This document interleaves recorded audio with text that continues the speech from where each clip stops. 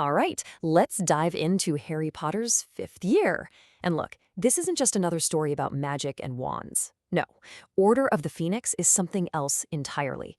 It's a straight-up political thriller, a deep psychological drama about gaslighting, about rebellion, and about trauma. This is the year the wizarding world, and yeah, Harry himself, gets a brutal reality check and is forced to grow up, like, right now.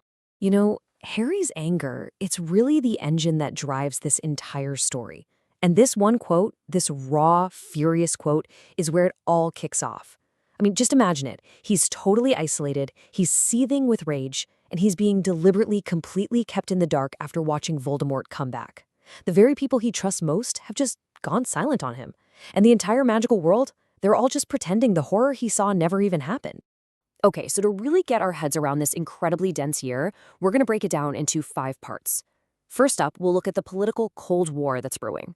Then we'll see how that war marches right into the halls of Hogwarts through Dolores Umbridge.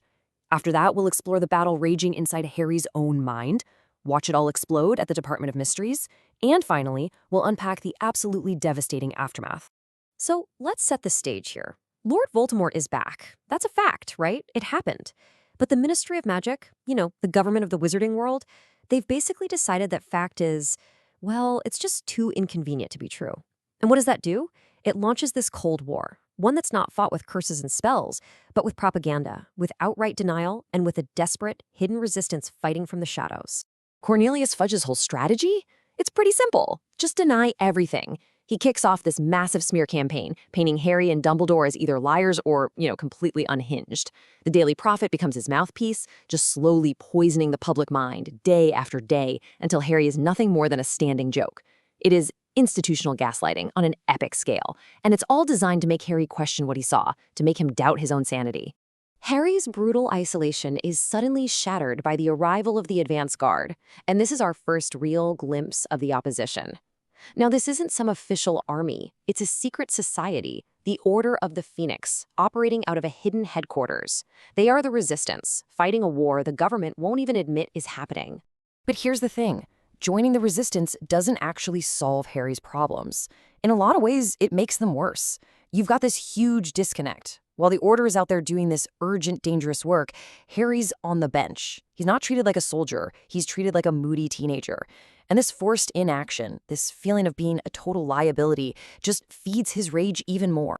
So the war for the truth now moves to its main battleground, Hogwarts. I mean, the Ministry can't control the story if Dumbledore is busy teaching the next generation of wizards to think for themselves. So what do? They send in their own agent, a woman who is the living embodiment of bureaucratic evil. And this is how tyranny shows up. It's not with a flash of green light, but with a quiet quote in the paper, full of these reasonable-sounding concerns. Dolores Umbridge's arrival is packaged as this necessary step to restore order, to listen to the worries of anxious parents. It's classic political spin, and it's all a cover for a hostile takeover of the country's most important school. Umbridge just systematically takes the school apart piece by piece. Through these educational decrees, she makes herself the High Inquisitor, giving her the power to fire any teacher she wants. She bans all student clubs to stop them from organizing, and, maybe the most chilling thing of all, she forces them to learn defensive magical theory, a textbook with 0 practical spells. She is literally disarming them. But her true evil? That's revealed in her punishments. The blood quill isn't just about pain. It's about psychological conditioning. Harry is forced to write, "I must not tell lies." And the quill uses his own blood to carve those words into the back of his hand. The message is just brutal. Telling the truth will cause you literal, searing pain. So what's the response to a curriculum that teaches you to be helpless? It's rebellion. The formation of Dumbledore's army is a direct answer to Umbridge's tyranny. This isn't just some after-school club. It's an illegal, underground training program. It's a little pocket of resistance where Harry, for the first time, really steps into his role as a leader.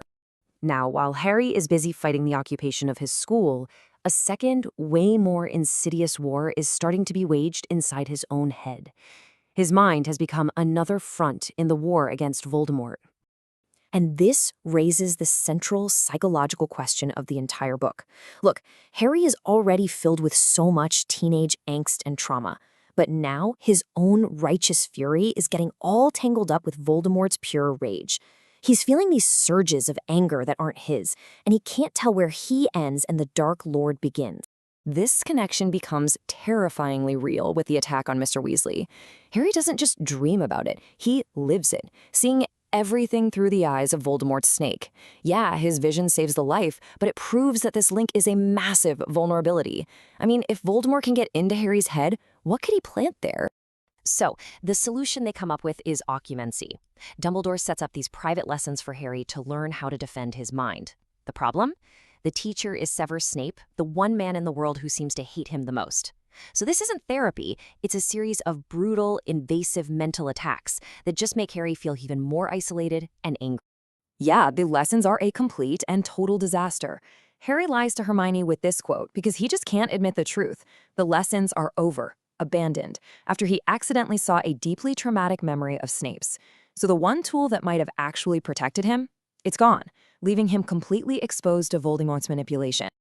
And now we've arrived at the breaking point. Everything that's been building up all year, the political pressure, the psychological torment, the isolation, the anger, it all comes to a head in one desperate, tragic mission.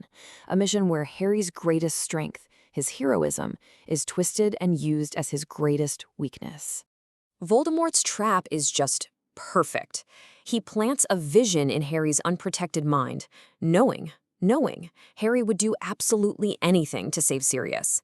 Then, Umbridge, in her own petty way, stops Harry from being able to check if the vision is real, which only makes him more certain that it is. So he and his friends from Dumbledore's army fly to the Ministry and walk right into an ambush. It's a masterclass in manipulation. What happens next is a brutal, chaotic fight for survival. You've got 6 teenagers, armed with the spells Harry taught them, going up against a dozen of Voldemort's most ruthless Death Eaters, including Bellatrix Lestrange. They are completely outmatched, totally outgunned, fighting for their lives in this bizarre, surreal place. In a moment of just pure desperation, Harry taunts Bellatrix. He lets it slip that the prophecy, the entire reason they're there, has been destroyed. For just a split second, he takes back control, turning their whole mission to dust and terrifying Bellatrix with the idea of Voldemort's fury. But that tiny victory lasts for a heartbeat. The order arrives, the battle explodes, and in the chaos, Sirius is hit by a curse from Bellatrix. He falls through a mysterious veiled archway, a gateway to death. And just like that, he's gone. The person Harry came to save is dead because he tried to save him. The battle at the Ministry ends with Voldemort's public return, and that epic duel between him and Dumbledore finally shatters the Ministry's campaign of lies. But for Harry, the consequences are really just beginning. The truth is finally out in the open, but it comes with an absolutely crushing weight. In the aftermath, Dumbledore finally tells Harry everything. And he starts with this devastating admission of guilt. He confesses that his decision to keep Harry isolated for his own good was a terrible mistake. It was that very isolation that made Harry so vulnerable to the trap. Dumbledore's attempt to protect Harry is what got Sirius killed. Dumbledore also finally explains the real reason Harry has to go back to the Dursleys every summer. It's not a punishment. It's a powerful, ancient protection that was forged by his mother's sacrifice. Her blood, which lives on in her sister Petunia, shields him. It's a protection that comes from love, but one that has required him to be profoundly unhappy to keep working. Just shattered by grief, Harry desperately looks for some kind of loophole. He finds Nearly Headless Nick and asks if Sirius can come back as a ghost. It's such a child's plea, looking for a magical fix to this very adult pain. And Nick's gentle but firm answer is a brutal lesson in the finality of death. Some things even magic can't fix. And then, in the depths of his despair, Harry finds comfort from the most unexpected person, Luna Lovegood, who has also lost a parent and knows what it's like to be an outcast, finds him. She doesn't offer any cheap pity or easy answers. She just offers quiet understanding. And in that brief moment of a shared experience, Harry's crushing, profound isolation finally begins to crack. Which leaves us with this final, lingering question. After being gaslit, tortured, and manipulated, after your own heroism leads to the death of the person you love most, and after finding out that neither can live while the other survives, what do you do? The truth is finally out, but it cost Harry everything. We're just left to wonder where he's going to find the strength to carry that immense weight.